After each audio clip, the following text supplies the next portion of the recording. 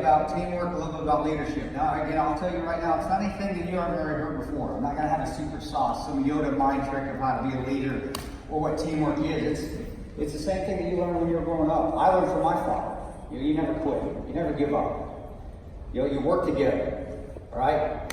You don't get offended by little things. Political correctness really kills teamwork. I'll be honest, it does. And just to let you know on that, I'm not politically correct, so I might offend a few of you in this room. I'm sorry if I do. No, I'm not good. I'm not sorry at all. Actually, if you don't like what I'm saying, there are exits. You help yourself out, and that's fine. I'm okay with that. But what I do when I talk today, I'm not going to get into politics of Benghazi. That really messed it all up. That really, it took a toll on what that night and that day were really about. And that is teamwork, that is leadership, but it's also heroism and courage and sacrifice. And those are three things you have to be a leader as well. But other than that, guys, I may get a little vivid. For you veterans in the room that have served, thank you for your service. For those who are still serving, thank you. If you've been through anything where you've seen a friend or a teammate pass or die, and I bring thoughts up and it hurts you, I get it. Help yourself out, please do. But I am going to get a little vivid because I did see my friends die. That was one of 2 of 30 of my friends that I've seen die. But again, that's part of being a leader too. You have to accept sometimes things are going to happen that are beyond your control. Well, let's just get started. I was in Benghazi, Libya about that time for about 30 days. All right? And the team itself, we'd only been together for about 30 days. All right, at that point in time. And I'm going to tell you right now that you'll think as a team, you have to all get along. You have to all be great buddies, and we weren't. Me and Oz, the guy, Oz, fantastic human being, great Marine. We didn't get along. We still don't get along. What I tell people to learn on that on teamwork is that you don't always have to get along with somebody to actually reach a common goal, common instinct. You just got to put your egos aside and be willing to work with each other. You find a way to overcome your differences because that goal is more important than your own ego. So we did, and we were able to do that. Now I had 2 other guys that were there with me, 2 other fantastic SEALs, Jack Silva and Tyrone Woods. Rowan passed away that night. And then I also had 2 more Marines, John Tate Tigan and Dave Boone Benton. Boone is one of my best friends. Him and I started a little company back in 2003 called Blackwater. You may have heard of it. Little company, itty bitty. And they just exploded. They blew up. I was so lucky to have him there with me that night. Be with a guy that I'd been in Iraq, been in Mosul, been in Baghdad, been in Kabul. Been to these places. All these places I have summer homes if you want to go there. Maybe you have your next conference in Mosul. It's fantastic. This time of year. The weather's kind of like this, actually. But I was so blessed to have him there tonight because that was what kept me going. It was my one rock that I had there. He saved me in Baghdad once as well. Well, 9:32 we got a call. I remember we got the call on our GRS radio. That's what we are, GRS, Global Response Staff. We're contractors for the CIA. It's from our GRS team leader. Our GRS team leader says, GRS, we need you in the team room. It was a very nonchalant call. There wasn't a lot of sense of urgency in the call. So Boone and I just didn't think anything was going on. And he actually turned to me and he goes, what'd you do now, Tanto? Now, if you've seen the movie and you watch the guy that played me, Pablo Schreiber, by far the best actor in the movie, 13 Hours, and she won an Oscar for playing Tanto. He's just a little bit bigger than me. He's like 6'3", 240, but he's not quite as good looking, so it was a little give and take I gave him. If you see him play me in the movie, he came across as I did. I like to play jokes. I like to have fun with CIA case officers. I like to see how they would react. Because if they reacted when I was poking a little fun at them, they reacted negatively, or they got all of what we call, I wish I had a more professional term for it, but a little butthurt, when they got a little upset. If they did when I was playing jokes on them, then I knew when the bullets started flying, I couldn't depend on it. And my theory was right that night. But that's why Boone looked at me, come back to 9/11/2012, he looked at me and goes, Tanto, what'd you do? And I remember I'd been a saint that whole day. And I looked at him, I think I was actually. But I looked at Boone and I said, hey, brother, I've been good. Everything's good. 30 seconds later, we do get a mortgage call. And from our GRS team leader, and he says, GRS, we need you in the team room now. And I remember the hair on the back of my neck still.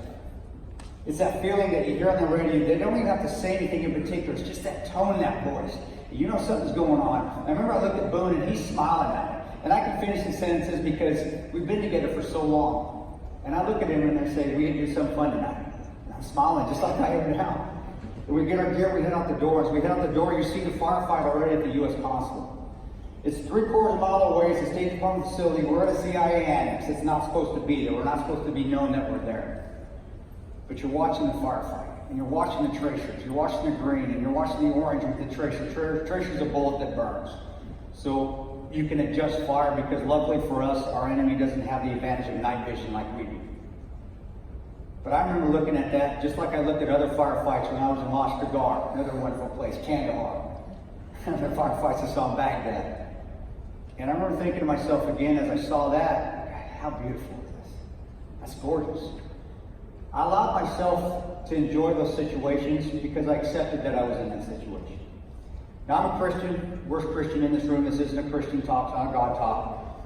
I'm my guardian angel though, and I've had like 8 of them because they keep quitting on me. They always go to God and they say, how do you give me this? You give me something, I can't do this. But I've always accepted wherever I was, that was where I was supposed to be that time. That's how I was able to enjoy it. That's why I tell you folks, whether something bad is happening, something good is happening, something that is beyond your control is happening, accept that you're there. I'm here, thank you. And you can enjoy it and actually perform very well. Well, I see my team, bunch of team leaders on that team, bunch of leadership.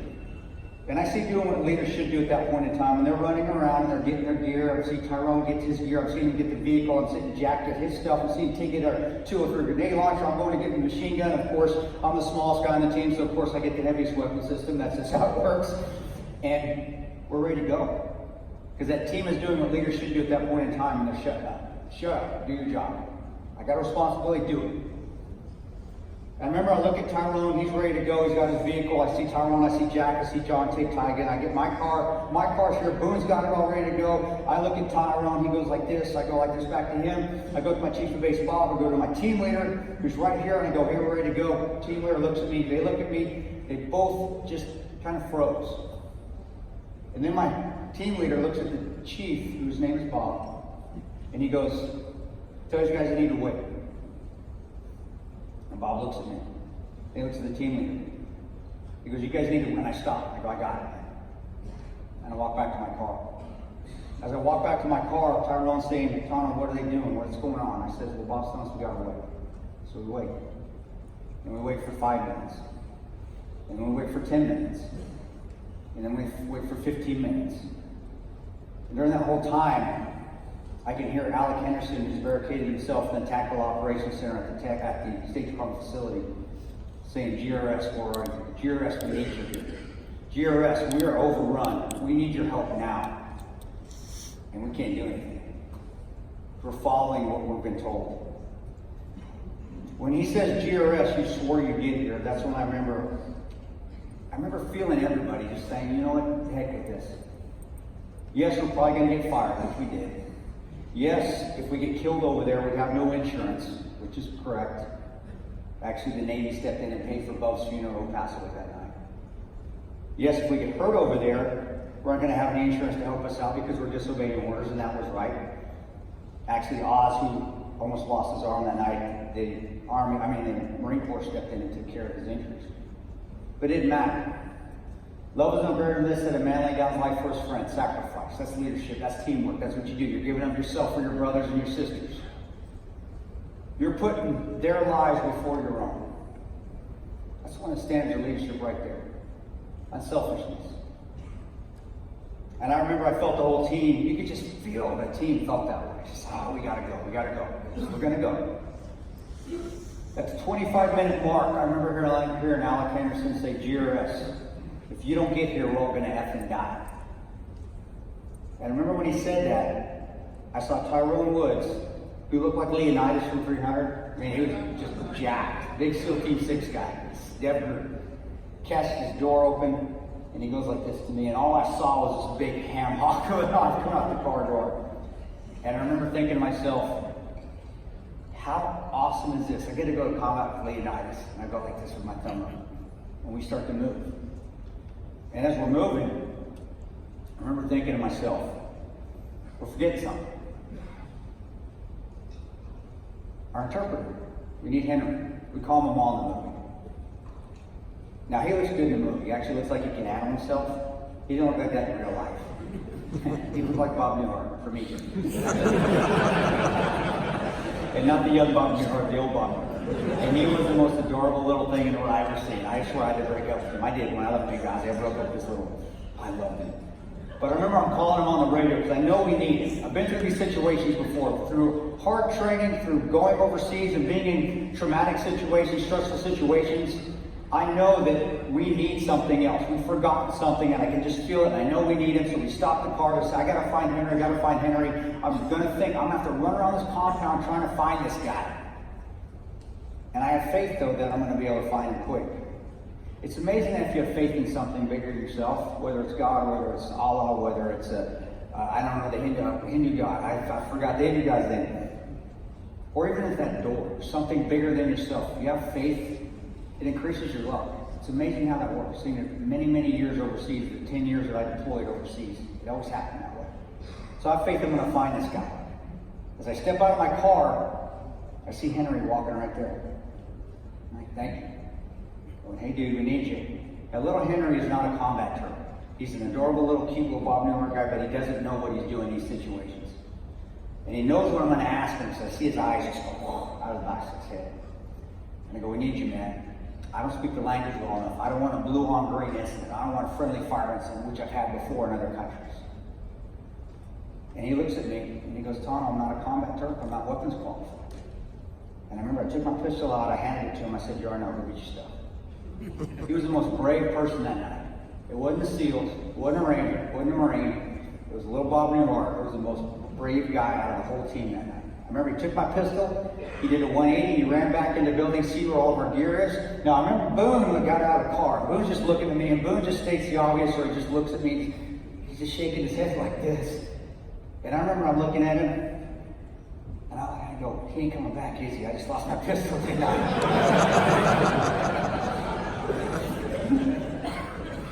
But then I see little Bob Newhart come out 30 seconds later, right out of building C, and I see him running, and his helmet doesn't fit him, it's too big, and I didn't think it was on backwards. His body armor was about down to here, so it looked like a little mini skirt of body armor on him. And he's running out like this, jingle jangling, and all I can see is a little turtle coming at me. And I'm just thinking to myself, smiling, just like this, going, gosh, you are adorable, get in my car. He gets in my car, and we shoot out the gate. And we have about 400, 800 meters we have to drive down to where we think we can get into the consulate. So we're driving. And as we're driving, all I'm thinking in my head is going, okay, you just gave a guy that is stressed out of his mind a loaded weapon, and you put him in the backseat of your car, and he's probably pointed at the back of your head right now. I'm thinking I'm going to get shot before I really get down by Henry in the back of my car. But we get there. Almost. We go on a roll called gunfight. We're supposed to bang a right. Down that right 400 meters, there's in front of the consulate. We can get in there, get the ambassador, get out. Didn't work that way. We lost the initiative. We waited 30 minutes, and by waiting that 30 minutes, we gave the enemy, Ansar Sharia and Al-Qaeda and Maghreb, the chance to really lock that facility down, to take the initiative, to get the advantage. If you ever have the advantage, you got to maintain that advantage. We call it the initiative in the military. Think of it this way. We're at this fight, right? We're at the top of this hill. We're getting a fight with this big bully. And during that fight, or at least the beginning of it, that bully gets that first punch in and knocks us down the hill. Well, we just lost the initiative. Now we have to fight up this hill just to get back in the fight with this bully. It's basically what's going on now. We have to redo everything, retake everything. So we have to stop because there is a local force there. So basically we're coming down the road, gunfighter, banger right. Well, there's an 8-foot high block wall. We're supposed to make that right. And we stop our cars because there is a local force. We don't know if they're friendlies or not. We see a few of the guys shooting, so we're assuming, well, they're probably taking contact. So we don't want to drive those cars down that fatal funnel, which is this alleyway. And as we get out, I remember, I got out of my car and I'm assessing the situation with the rest of the team. I'm telling Henry, figure this out, find out what's going on. And as we're moving close to this 8-foot high block wall, you start hearing snaps, and the snaps get closer and the snaps get louder. Then you hear a 2x4 hit behind you, or at least what I think is a 2x4 hitting behind you on a block wall or concrete wall. Well, those snaps are when a high velocity round goes by your head, it breaks a sound. It's freaking awesome. Y'all got to do that once. I got a range out in Florida, actually, to land. If you want, I'll go out there, I'll shoot by your head. I'm still a pretty good shot. I won't get you. I promise. But it's amazing. And I'm able to enjoy it. I'm able to feel it, just like, oh, who gets to experience this? This is awesome. Because that's what I'm supposed to be. I'm not upset, I'm not angry, I'm not sad, I'm not worried I'm going to miss my family or die. I'm not. This is what I'm supposed to be. Thank you. And we move into position, and I see Tyrone move into position, I see Jack move into position, I see Tig move into position, I see him start firing back downrange because we are taking fire. That 2x4 that I hear hit behind me, that's not a 2x4 hit behind me, it's when a high velocity round, so the 7.62 round hits the block wall, so it sounds like it goes whack. And I just see a team of leaders, nobody says a word, and they just start firing back. And I hear Boone. Boone comes up to me and says, Tanto, we got to get high. So Boone goes and grabs a sniper rifle. I grab my machine gun again, got my M4, got my magazines all in my pockets, on my chest. I got another 200 round belt-fed drum somewhere around me. I'm like weighted down for, I don't know, whatever. And we start jumping walls. And we start playing the ultimate game of hide and go seek. Because every time you come over that wall to a new backyard, you don't know what's on the other side. And it's just intense, the intensity. And I remember I'm getting tired. I'm going over 2 block walls. I'm covered. I have body armor on too. Luckily, I was wearing shorts that night. That's not part of the movie. If you see it, I do still have those shorts. If you ever want to buy them on eBay, I would recommend it, but I'll tell you why later. I was also wearing a Mickey Mouse shirt that night too. A really Mickey Mouse shirt from Disneyland. But we couldn't put that in the movie because I guess Michael Eisner doesn't like the thought of Mickey Mouse shooting terrorists. I don't know what more American than that is.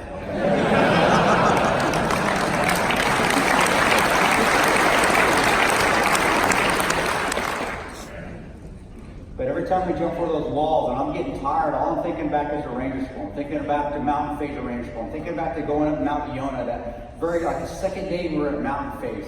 And I remember having a 70-pound pack on my back. And I remember the RI, the Ranger instructor, barking at me going, get up that hill, Ranger, you fall out, you're getting out, you're kicked out, you're recycled. I don't want to do Ranger School again. So by sheer fear and will, I'm getting up that hill even though I'm emaciated and I haven't eaten, haven't sleep for about 5 weeks at that point. And I'm thinking back, come back to Benghazi, I'm thinking, I can do this. I can do this. I've done it before. It's just a wall. It's not a high mountain. I just had to come ready for a high wall. You ever have the chance to push your people, do it. Push them. Push your team. Now, I'm not saying you have to haze them, but push them to the point of a little bit of exhaustion. You know? Because when you really get in a stressful situation, if you haven't tried to test them a little bit, at least in training, they will fail you when you need them the most. You always fall back in your highest level of training, under stress. Always. Your brain shuts off and you go habitual is what we call it. You go into habitual movements. That's what I did. Going into habitual movements. I'm tired. I'm stressed, but I know what to do because I've done it over and over and over under immense stress, whether it was in training before or whether it's a real world combat operation. Well, for the next half hour, Boone and I fight our way on foot, while Tyrone and Jack and John go a different direction. 400 meters took us a half hour to finally get on the console. I could talk an hour about that whole spiel. But we get on that console, I remember. And I'm so fatigued because Boone and I actually went up 2 buildings to try to put sniper fire into the console itself. But of course, the only trees in the whole city of Benghazi are at the console. They're all on fire, so we can't see them. So when we get on that console finally, after 30 minutes, I remember just looking around and I saw everything just completely engulfed in flames. And again, all I could just marvel at the beauty of it. It's just, this is amazing. And I see a team working together, doing what we need to do. We're clearing this 9-acre compound, the 6 of us that are there. We're clearing it all. Nobody's saying a word except for when we need to communicate. Communication is necessary to be a successful team. You have to communicate, but not excessive communication. Just enough to understand what everybody's doing. Talk to each other, and then be quiet.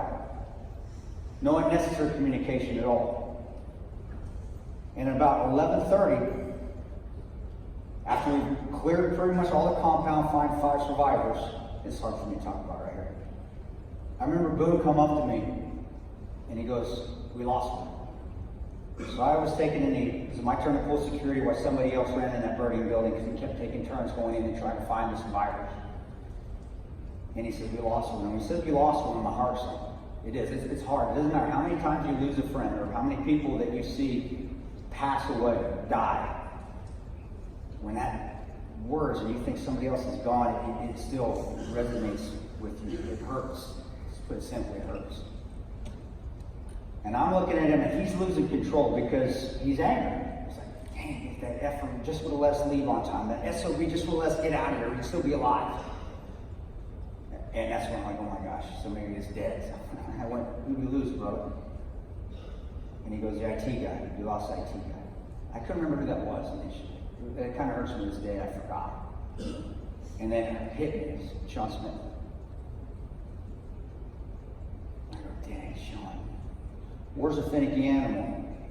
At that point, I've been, like I said, deploying for close to 10 years. Been hurt a few times, but nothing serious. Sean's been in a combat area for 2 days, he's dead. That's how it is, guys. You can't always control the situation that's around you. You just have to accept it sometimes that this is just how it is. Don't dwell on it and move on. That's what I had to do at that point in time. I couldn't dwell on it. I had to get Boone's head back into it. He's a sergeant from the Corps. He's from the Marine Corps, so all I do is give him the knife hand. So I don't think you can do a basic training anymore. I think this is outlawed because it's too offensive to the candidates coming in. But I go, Sergeant, and his eyes come back. I go, you good? He goes, well, I'm good. He's hard as nails. Of course he's good. And I run in front of the compound and I see Jack Silva over Sean Smith's body doing this. He's doing chest compressions on a dead body. And I'm looking at him going, you know he's dead, because it's obvious Sean's dead. But then I see Jack look at Scott Wickland, who's with the ambassador. He's the ambassador's body man. Scott is actually on a step, rocking back and forth. Just on a step, going like this. Scott's going into shock. Now we have 6 guys. We have a dead body. If Scott goes into shock, he's an injury. It takes 3 people to handle an injury. At least that's the math that you learn in basic training when you're doing small unit tactics. So if he goes into shock and he's an injury, we got a dead body, we are combat ineffective. And that's where I look back at Jack again and I just smiled. I couldn't believe I was with these guys. Oh my gosh. Jack is sacrificing his own mental, emotional state by doing chest compressions on a dead body because he's trying to get Scott to get positive and stay in the fight. Because he's doing this chest compression. He looks up at Scott and he goes, stay with me, man, stay with me. We're still in this fight. And I'm like, oh my gosh, how blessed am I to be in this situation with these guys right here? I see Tyrone run and he puts his arm around Scott and he goes, man, we've got a long night ahead of us. You got to stay in this fight with us. We need you, man. And you see Scott come back. They're sacrificing themselves. Maybe not physically, but at least mentally for the rest of their lives so we don't lose another man. And it works. Well, then Tyrone comes up to me and Jack and go, hey, brother, they forgot all their classified information. You got to run back to the Tackle Operations Center and get it. So me and Jack hustle along back and run 100 meters. We get there. Now, we don't have incendiary or thermite grenades. Even though the CIA picked us from the Rangers and SEALs and from the 4th Recon guys, and we've been throwing grenades all our life, we hadn't been cleared in the pull the pin, throw the grenade CIA grenade throwing course, I guess. So they didn't let us carry those things. Or we would have just tossed the thermite in there and just would have burned everything up. So we get in there and all we can think that is classified information is just computers. So we got our knives out, we're cutting wires, and we're grabbing hard drives, we're grabbing the big mainframes that we can. We're grabbing thumb drives, we're throwing them in bags, we're carrying them out. So as we're running out, I remember we're running back to the main console, the Ambassador's Villa from the top. It's about 100 meters. And I'm actually starting to lose a little bit. My morale is starting to drop. Oh my gosh, this is going to never end. What's going on next? What are we going to miss next? And Jack sees that I'm about ready to fall on my face, just due to morale. Laughter is the best medicine. Laughter makes everything better. And as we're running, he looks at me. So you got this Mexican here, which I'm Mexican. I'm carrying all this stuff here with all these computers with my weapon right here. I'm running through burning buildings. You know, they're all glasses, broken cars, and all fire. Jack is Portuguese, which is basically Mexican light, so he's kind of Mexican. He's got some computers. So as we're both running, he looks at me and he thinks all us Mexicans speak like Cheech from Cheech and Chong. And he says a joke. We're running, he goes, hey man, this looks like we just robbed a Best Buy, and I about fell over laughing.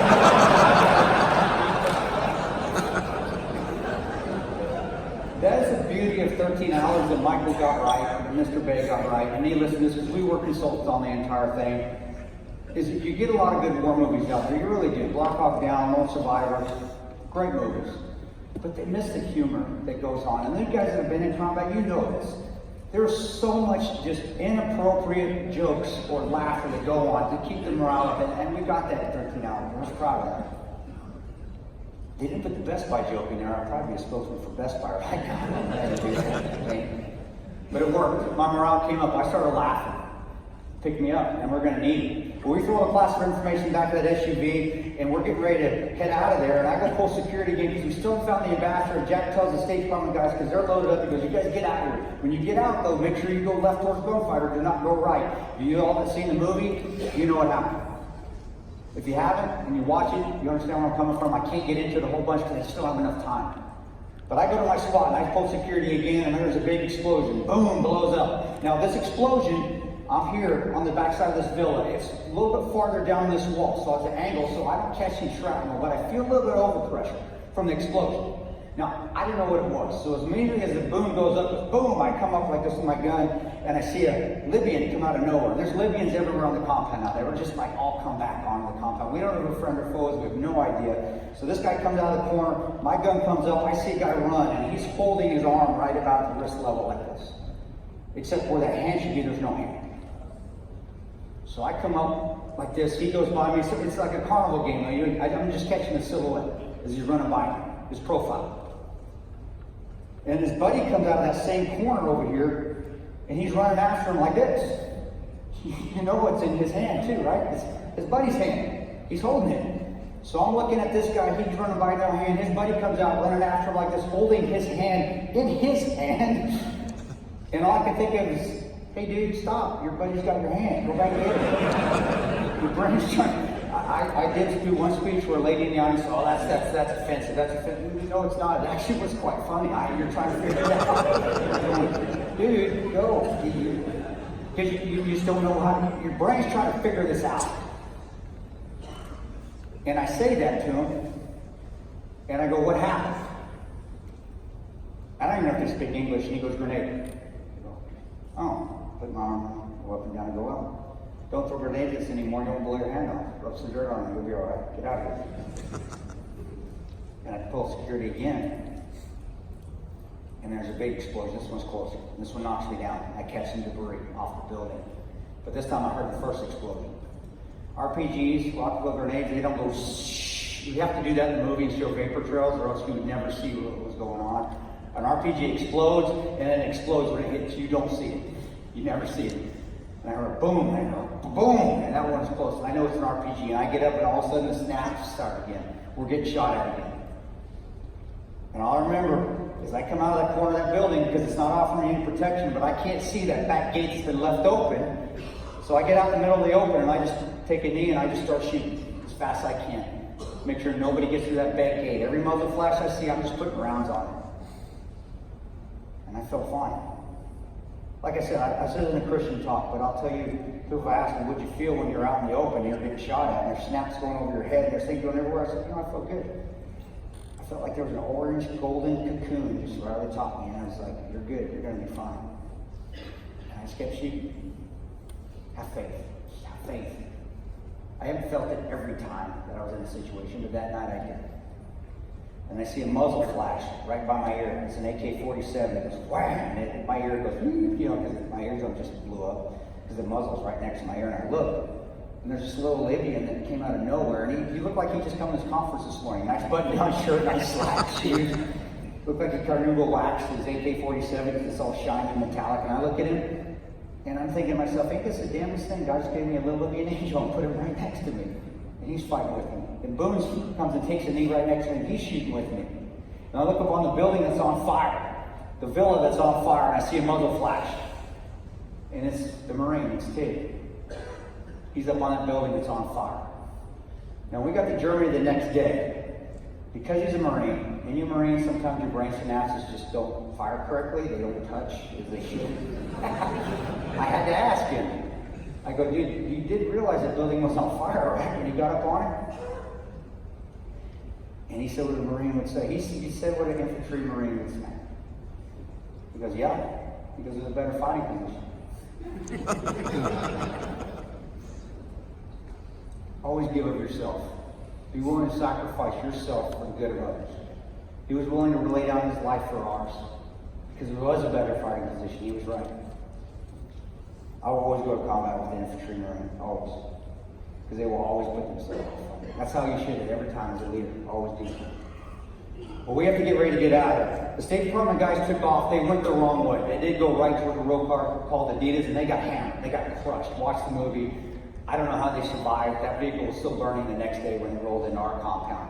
But we have to still get out of there because we have to get back to our annex because there's an ISR, a drone over there that's telling us you got to get back. The only problem is we haven't found the ambassador yet. Never leave a fallen comrade to fall in the hands of the enemy. That's part of the 5th stanza of Ranger Creed. But we have to make a decision. As a leader, always make a decision. Always. It's better to even make a wrong decision than make no decision at all. And we chose to leave. We violated that. And I will live with that for the rest of my life, that we left a man behind. And we didn't know he was there. We tried to find him. We did. Right? But that's no excuse. He was found at 1 a.m., half on his bed, half on the floor in the safe room is where it was in that villa, by a local crowd when the fighting moved to our annex. You may have to live with decisions you make as leaders or as part of a team. But it's okay. That's why you're chosen to do what you do. If you're not willing to do that, step aside and let somebody else do it. We get back to that annex, and we know we're going to get hit again. And we get up on our building in our fighting positions, and all of a sudden you see people start moving through an area, and it was called Zombie Land. It wasn't part of the movie. We called it Zombie Land by a sheep slaughterhouse. Our place smelled wonderful all the time. But we see these Libyans. We don't know who they are, friend or foe, and they're moving through this area. And we have our night vision on. And with night vision, when you're watching these people move toward you, it is the coolest thing. You're watching this greenish hue, and you're watching these people sneak, and all you're doing is watching them go from place to place. And they know that you have night vision, at least I think they do, but they're still trying to hide, and it makes no sense to me, because I'm just looking at them going, I can see you. Why are you hiding? Did you see the die? I don't know why you're doing that. You know, they can say that. I know, I think people that one. It's war. But I remember I'm following them. All of a sudden I see a fizz come over the back fence. As it comes over this back fence, it's like a stick of dynamite that's lit. I'm thinking of the old Wile E. Coyote cartoons where Wile E. Coyote throws sticks of dynamite at the road runner. And I'm watching it, shh, and it lands, and I'm thinking, well, good, it missed everybody. It went over everybody's fighting positions. But then I see Tig. It's like it's slow motion. He's coming this way because he went to get water. He's coming back to his fighting position, it lands, and you see a big boom, and it explodes. And as I turn, I see the explosion, my night vision goes completely white as it comes back. All I can think to myself is, I'll clean his body parts up later, and I turn, and we just start lighting them up. And the world opens up in a night vision. It's incredible. Every bullet that you see is heated, so in night vision, you see everything. And I'm not saying I'm a pretty good shot, but I didn't hit every time I shot. And if a bullet misses and hits something hard, it fragments, and you see the fragment right quick. The movie does a fantastic job showing that night vision firefights. And it's one of the most amazing fireworks shows you will ever experience. So that's two things you gotta do. Let me shoot by your head once and then get in a firefight with night vision one time. Well, long story short, we finish them off. It takes us 5 minutes, maybe, max. And they turn tail, and they take off running. That's South Syria and Al-Qaeda. And as they took off running, I put my selector switch on the safe. I'll go get Tig, and I start to move to the ladder to climb down and get Tig, and he's actually up and he's in his fighting position. All I can think to myself is, man, I need some of these toolbars. He's feeding these Marines. What? Well, he got hit with what was called a gelatina bomb. That's why he didn't die. So for all you naysayers that watch the movie and say, well, why didn't Tig die when he got hit with that bomb? Well, there's no shrapnel on it. It's just a big explosion. He's a big guy. It would have killed me, it would have stopped my heart. But he's a big dude. Now, he's injured for life. His shoulder's jacked up, his back is jacked up because of that explosion. But he's alive today because there wasn't any shrapnel. Well, between 1 and 3 o'clock, we wait. And Boone and I realize that there's nobody coming. That's a pretty lonely feeling. Especially after deploying for 10 years when you're there fighting, and you're fighting for your country, at least that's what you think you're there for doing. And you realize that nobody has your back. Now you have two options. You can quit, or you can keep fighting. You don't quit. You never quit. And we're thinking to ourselves, okay, how are we going to get out of here? Thinking, Maybe we'll get a boat. Maybe we'll go get a boat. Maybe we'll just stay here, get some of his assets to help us. But at the moment, we got to keep fighting until those assets come. And you stay positive. At 3 a.m., we get hit again. And I remember this is wave after wave of these foreign forces coming in. Now South Korea and Al-Qaeda and Mongolia, which later became ISIS, is basically what it was. And they're moving on us. And they're just massive. And I remember what it reminded me of is we were this retaining wall, and these guys were waves, and they're just hitting this retaining wall. And we're just knocking them down, left and right, left and right. And we finish them off. Watch the movie, guys. It shows the firefight really well. Like I said, I could talk about an hour on each firefight. All I could think of myself though during those times is that they are not getting over this wall. There's no way they're getting in this compound at all. I remember after that firefight, that's when I sat down and finally had to break, and me and Boone are sitting there in our lawn chairs. There's some lawn chairs up there to rest on. And I remember looking at it and thinking, man, we may not get out of this. And I'm thinking to myself, nope, I'm not going to give up. And I turned to them, I said, you know what, they're going to get this figured out. Boom, we're going to have to get off these walls and engage in direct, because they're going to come at us with something bigger. We don't have the arms, the armament, the guns to reach it. And I remember sitting there looking at him, and I say that, and all he does is he turns to me and he goes, yep. And I almost started crying right there at that moment. So when he said that, that's all he had to say in his eyes. I knew he had my back. I knew I was stronger with him. I knew I was stronger as a teammate with that guy, with all our differences. Two's always stronger than one, especially if the same common goal. Again, as a team, have that goal together. Whether you like each other or not, have that common goal. You will be stronger. You will succeed. You will. Well, at 5 a.m., I hear that Bub's team's coming in from Tripoli. Bub, 2 other GRS operators, and 2 Delta Force guys had actually commandeered an all-executive jet, and they were flying to us from Tripoli. And they landed. When they got to Benghazi Airfield, they couldn't find our compound, and they couldn't find a militia to escort them. Once they found that militia didn't know where we were at either. And Bub's a lot funnier when we portrayed him in the movie. Bub was still Team 3. And Bub's calling on the radio to comms. He goes, guys, we have been driving around for hours. We cannot find your compound. You need to vector us in. And I said, Bub, get your night vision on. I'll lasso the front gate, which is with my infrared laser, which is how you call for firearm inspector gunships. So I turn my laser on. I go like this up in the air with my laser. I go, you see? He goes, Roger, I got it. I point at the front gate, and I sparkle the front gate. I go, you got that? He goes, yep, Roger, we're coming in. And it's about 5:30 now. It's been 8.5 hours we've been out of this thing. We've been fighting. And I could feel the morale of the whole base starting to drop. And I'm thinking to myself, tell a joke, humor, bring them up, You're Tanto, you gotta tell a joke. And I told the joke, and it wasn't funny. But I'll tell you what I did. It wasn't funny at all. The timing was good. The joke itself wasn't fun. And I put my night vision down, turned my laser off. I said, Bub, you got the front gate? He goes, yep, we're coming. I go, Roger that, break. And I go, guys, I know this is an awkward time to tell you this, but I've been taking crap since we left the consulate. I said that. Again, it's not funny at all, right? It's the stupidest joke ever. But the only reason I said it is because it's the only thing I can think of. The only reason I can think of it, so I was so tired, is because I did it. For 5.5 hours and 2 firefights, I had a turtle head poking out the whole freaking time.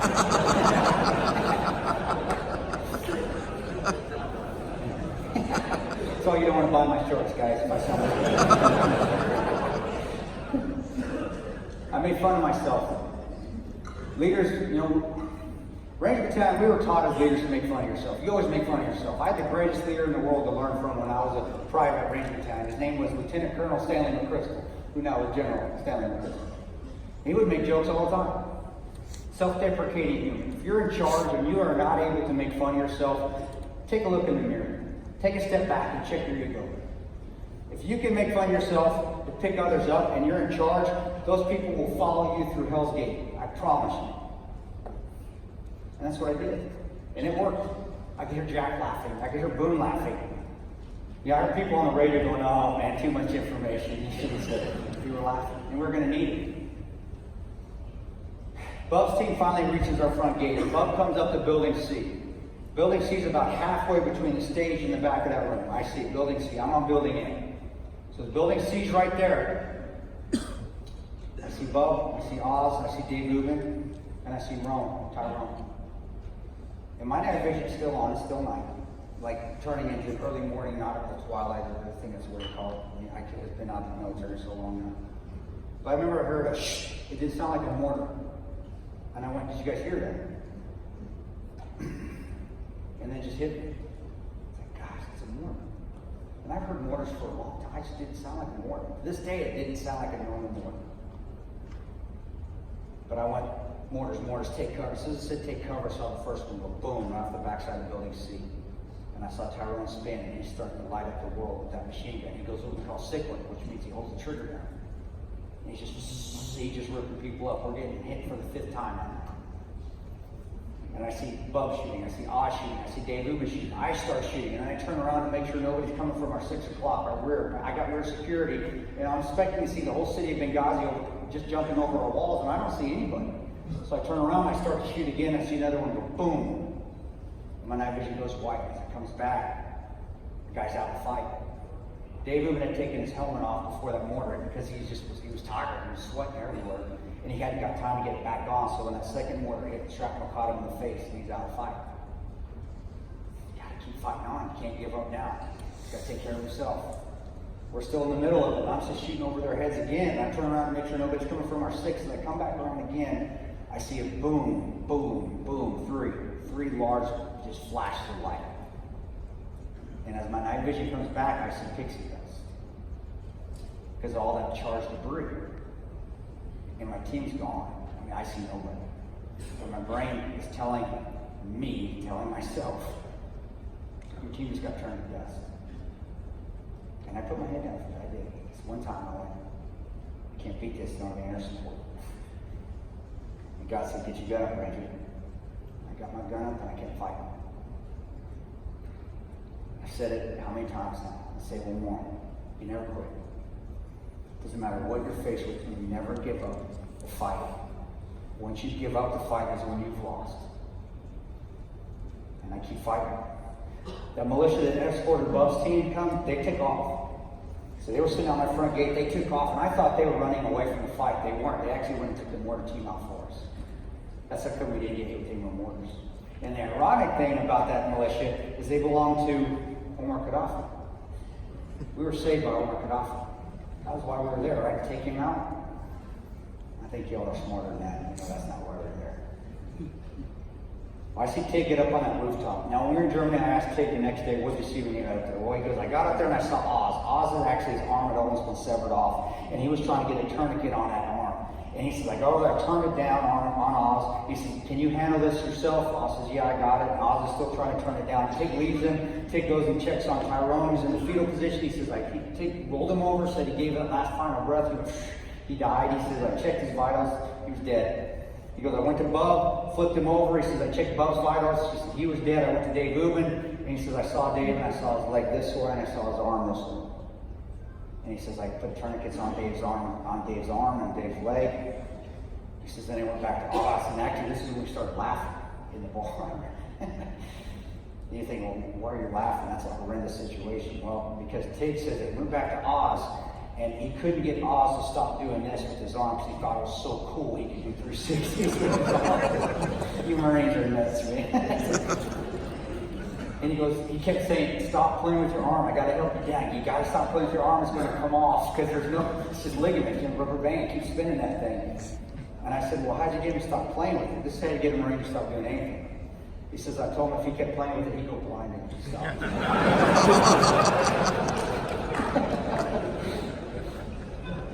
And I did fall out of my chair laughing when he said that. He says, then I gave him a job. I told him he had to get down from that roof because he says I had to help the other 3 guys. You know, I had to help the bodies, I had to help Dave Ubin still because Dave was still bleeding. And Oz, as much as we may not get along, I will never question that man's toughness. He's as tough as nails. He climbed his own butt down from that roof with one arm, hitting with 3 81mm mortars. He climbs down the roof to the triage area. Well, we wait. And at 7 in the morning-ish, I get word that there's a militia coming in from our chief of base, Bob. Now, there's only 3 guns left. Me, Jack Silva, D.D. Boom Bennett. We're the only ones on the rooftops now. And I remember when that militia was coming in, I was asking my team leader and chief, how do I ID these guys? He goes, we don't know. I I go, Chief, I need to know how I can ID if they're friendly or not. You're telling me I can't let this militia on the base unless they're friendly. How do I know? I go, what color are they? He goes, we don't know their vehicle color. I go, what their uniforms are they wearing? He goes, we don't know that either.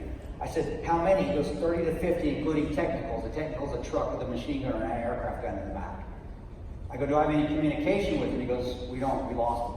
Like, Chief, I have my M4, that's it. And I said some extra this, I'm not gonna lie, I did. And I saw him coming. If you watch the movie, Pablo played it exactly right. Pablo Schreiber did exactly what I did. I saw that militia coming and I'm just going, well, this is it. It's not heroism. I was, hey, my sphincter, I was a pucker factor 10. I wasn't just, oh, here, come get me. And I went down behind that parapet wall. And I'm getting as small as I can, and I got my red dot on that front guy's vehicle. And I see the gunner, and I see the front guy, and it looks like he's in charge, the leader. And he's in the passenger seat, and they're both chewing cot, which is basically Copenhagen mixed with steroids and cocaine. They chew before they go into battle, it's an amphetamine. And I think they chewing this, they were about to. And I get like this, and I felt like Rosie O'Donnell, so I took a bite of Snickers because I had it sitting right there. And I felt seriously, though, I did have a Snickers. That's all I got on the base. I took a bite of my Snickers, and I went like this. That wasn't the move. I threw up the Jambo. Jambo is from Tunisia. It means good morning. Every Middle Eastern country you go to, they know the Jambo because most of the menial labor is done by Africans. I actually learned the Jambo in Mosul, Iraq. And I went like this. And I'm like, oh, this is gonna hurt. And the guy in the front vehicle, that leader and the gunner, they both smiled at me and they went like this. And I got a beautiful wife, actually married up. I'll keep my coverage on that one. Beautiful daughter, seen some beautiful smiles in my time. But to this day, I still have never seen the beautiful smiles, that poopy looking, cop-filled grin by those two Olympians in my presence. And I went, they're with us, they're with us.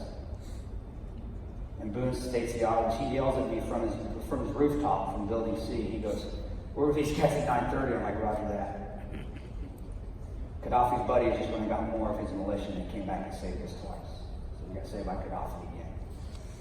But we get in their militia, we get in their vehicles, we get our vehicles intermixed with theirs, and we head to the airport. As we get to the airport, we get there, there's an all executive jet that they had commandeered. We all couldn't fit in it, so we put all of our non-shooters and all of our severely injured on that plane and flew out. Bob saved 2 more lives that night, even though we'll never see it from down here. I know we've seen it from upstairs, that his actions, even though he wasn't looking for accolades, he never looked for accolades. You're doing a job and you're looking for recognition, you're wrong. Don't. Never look for recognition. Just do your job, do the best you can at it. And that's what Bub did by his actions, because Dave Rubin and Mark, all the guys that were bleeding out, actually David almost bled out. It saved their lives. We waited. 10:30, I see a C-130 land, and it comes down the runway. And as the C-130, this big cargo plane lands, I'm looking at the tail boom. I'm thinking, yeah, finally Americans.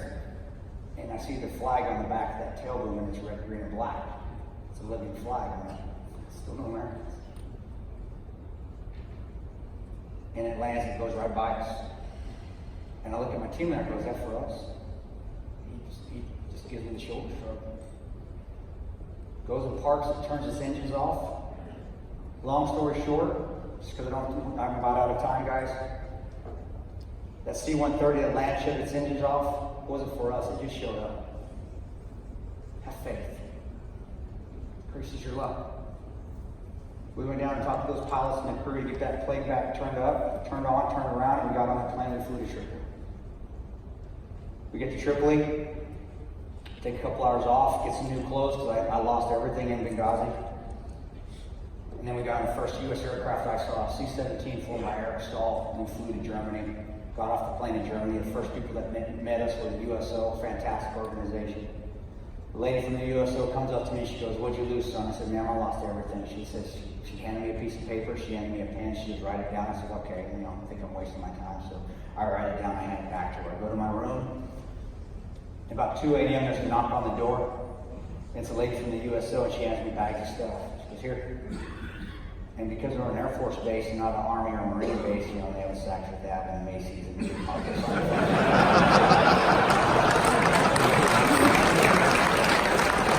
Air Force guys. I got better stuff coming out that ain't going in. I got great stuff. And I got home, and people think that the team just said, well, let's write a story and do a book. No, we took our 2 months off, and every one of us, except for Alice, was severely injured, redeployed. And Rowan, of course, we loved because they had passed. And I went to Yemen for a while. I kept serving my country because that was the right thing to do. Because I love this country. After we were called liars repeatedly in the office, even though they had the ISR feed and all the video footage, and we were actually, the media started to really misconstrue everything that went on, that's when we finally spoke up. And we did it as a team. I know this is kind of a teamwork type of speech, but even in the end, it was the team that made that decision to do that, not one of us. And because we did it as a team, when we used teamwork, I think that's why it actually came out as successful as it was. Well, guys, in closing, I know I'm a little bit long. Maybe we can take some questions too, but in closing, what I want to say to you is that the lessons learned in Benghazi and the lessons that you learn to be a leader or to have a company or to work as a team are no different than when you were growing up. It's no different than my daddy taught me from Lubbock, Texas. You just got to be able to work together. Get along best you can. If you can't, though, still work towards a common goal. If you work towards those common goals and you won't give up and you never quit and you keep learning and you keep putting your ego aside and learning a little bit more, you're going to keep making better and better. And you got companies that I don't need to tell you, counter these companies and successful wherever you can probably teach you a little bit about teamwork. But my final thing I want to say here is first, final thing, couple things. Thank you for having me. You guys have no idea how well you keep me going. I have post-traumatic stress. I've had it since 2007. I fight through it every day. But because I come and talk to these groups, it allows me to get it out and allows me to continue on because I know there's still support out there. So if you have veterans in the audience or you're supportive of veterans, let them know that every once in a while. Even though we may say, no, thank you, no, we really don't want, it does help. If you're a veteran in the audience and you struggle, take that little support, but then you got to pick your own self up by your bootstraps, guys. I've tried to commit. I've thought about taking my life a few times. And it's when I finally looked in the mirror and I said, dude, you're a Ranger, you don't quit. It's finally when I started to get my life back in order. So you veterans, remember who you are. Remember what you did to get to where you are. You wouldn't give up in basic training, you wouldn't give up at airborne school, you wouldn't give up at Ranger school, you wouldn't give up as your unit. Why on earth are you giving up now when you're out? You're still that same person. So continue to fight on. Well, God bless you all. Thank you for having me. I really appreciate it.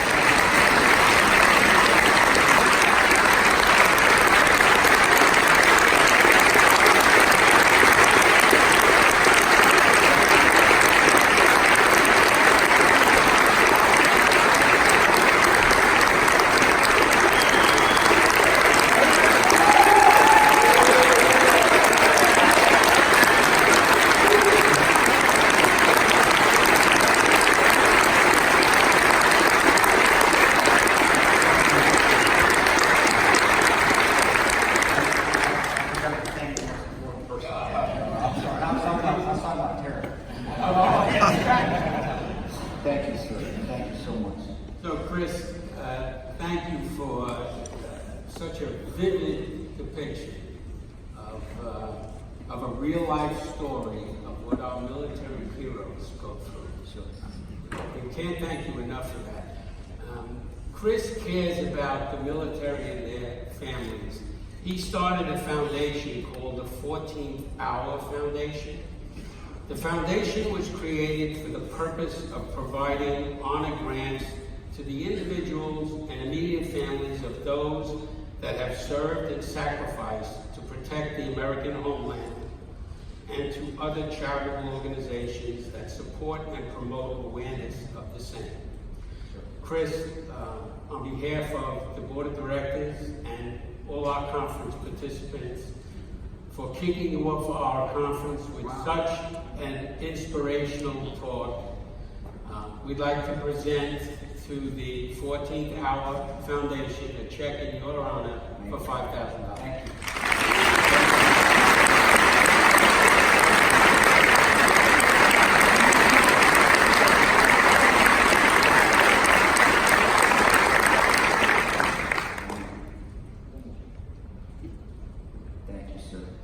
This is already going to a gentleman who needs a new service dog, and those things aren't cheap. So thank you so much. You're the most appreciated.